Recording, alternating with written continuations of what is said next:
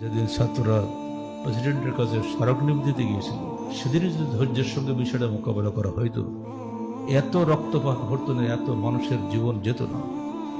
কর্তৃপক্ষের অদূরদর্শিতা এবং অধৈর্য ভাবটাই সেদিন ক্ষতির কারণ হয়ে দাঁড়িয়েছে। দলীয় দাপট দেখে 1 মিনিট বেঁচে থাকার চেষ্টা করবেন না। ফেরাউন ডুবে গেছে।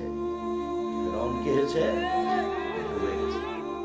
কোন প্রকার কোটা পদ্ধতি গ্রহণযোগ্য নয়। সকলে সমান।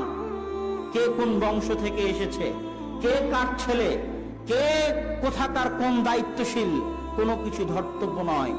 যোগ্যতার ভিত্তিতে চাকরি নিশ্চিত করতে হবে। সুতরাং মেধার ভিত্তিতেই চাকরি দিলে পারে অবশ্যই একটা দেশ উন্নয়ন হবে, একটা দেশ সামনে এগিয়ে যাবে। আর কোটার ভিত্তিতে দিলে দেশ অবশ্যই উন্নয়নে বাধাগ্রস্ত হবে।